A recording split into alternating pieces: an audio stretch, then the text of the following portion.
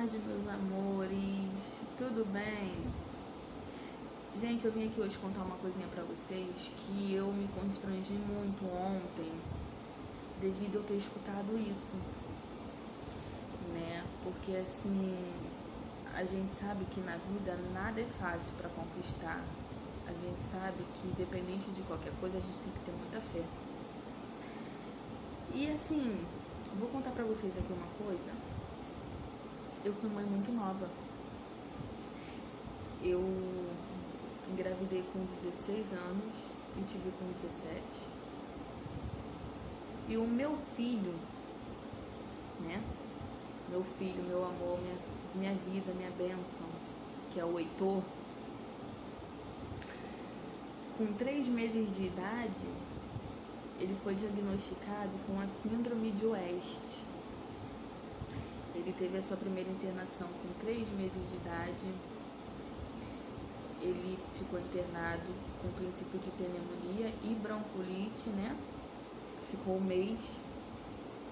Quando ele saiu numa segunda. Na terça-feira voltamos com ele convulsionando. E então ele ficou uma semana internado novamente. Quando ele saiu tendo umas crises que parecia que ele estava tomando um susto, mas eram umas crises que todas as vezes que ele dava essa crise, ele chorava tanto, mas tanto, que parecia que tinha alguma coisa doendo, não sei se era a cabeça, eu não sei. Eu sei que ele chorava tanto que eu chorava junto com ele, que eu não aguentava ver aquilo. Eu não aguentava ver meu filho naquela situação.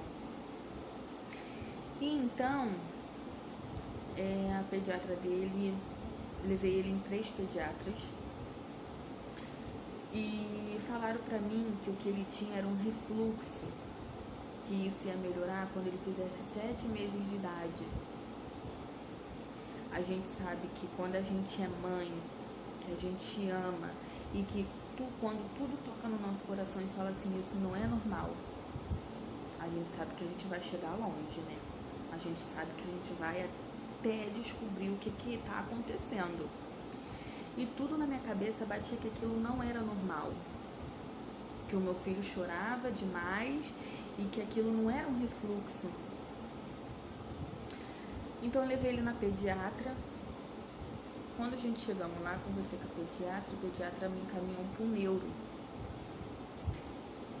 Quando foi no dia 14 de fevereiro de 2020, fomos ao neuro. Numa sexta-feira fomos ao neuro. Cheguei lá, expliquei o que estava acontecendo, expliquei como é que era mais ou menos as crises, que parecia ser um susto, mas que ele chorava muito. E o neuro olhou pra mim e falou pra mim assim, mãezinha, isso não é normal, isso não é um refluxo. Vamos descobrir quando ele fizer um eletro. Eu sei mais ou menos o que é, mas eu só vou poder te confirmar depois que ele fizer um eletro. Bem, vamos fazer o eletro. Quando o exame começou,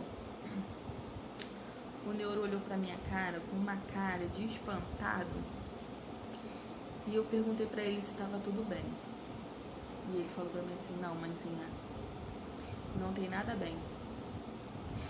O seu filho tá com uma doença raríssima. Só que eu achei, mãe, primeira viagem, sem saber o que era, eu achei que fosse uma doença que você dava medicação hoje e amanhã estava melhor. Como se fosse um resfriado, que hoje você está resfriada e com medicamento, com todo o tratamento ali, e amanhã ou depois de amanhã você já estava bem melhor. Mas mal sabia eu que a minha luta ia começar dali. Ele, não, mãezinha, vamos conversar. O Heitor foi diagnosticado com a síndrome de West. As crises que ele tem são crises de espasmos e ele precisa de um tratamento pra ontem. Gente, eu fiquei arrasada. Eu não sabia o que eu ia fazer da minha vida. Eu não sabia o que era aquilo. Eu não sabia que a minha luta ia começar ali. Peguei meu filho no colo, entrei dentro do carro e comecei a procurar um hospital para ele. Só que hoje em dia, esse CIGEG tá uma merda, né? Até então,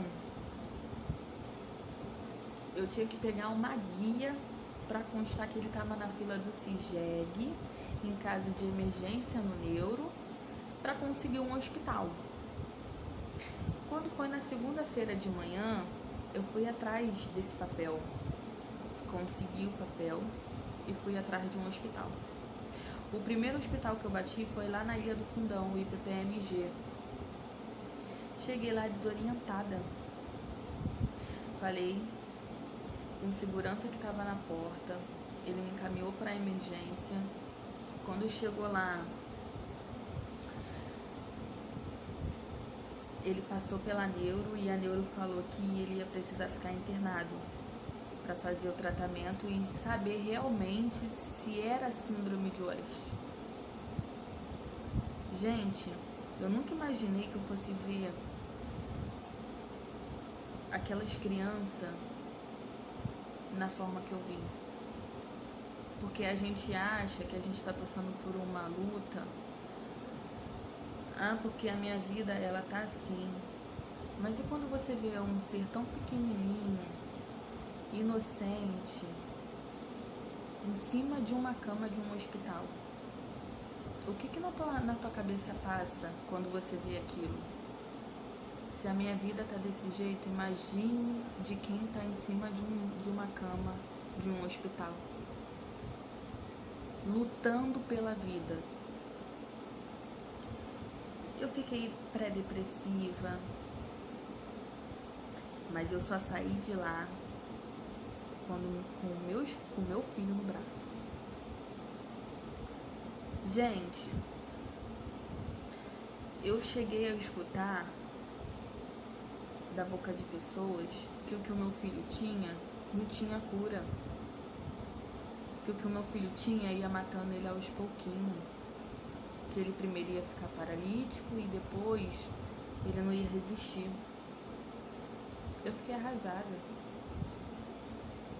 mas eu não desisti. Eu falei que eu ia lutar do lado do meu filho, juntinho com ele, até a gente conseguir. O Heitor saiu do hospital, ficou 1 mês e pouco internado, saindo do hospital. Passei uma luta em casa porque foram meses dentro de hospitais, a qual ele já tinha perdido o costume de casa, a qual ele já tinha perdido o costume com as pessoas que ele convivia. E quando eu cheguei em casa, ele ficou 24 horas grudado comigo, né? Eu não comia, eu não tomava banho, eu não conseguia fazer nada, porque dentro do hospital ele já estava tão cansado de tanto remédio que ele tomava, que ele estava tão enjoado que ele não queria ir pro colo de ninguém a não ser ficar no meu. Então, viemos embora, ficando em casa. Foi aonde eu falei que naquele momento eu não queria receber visita de ninguém, porque eu precisava acostumar ele com a rotina de novo.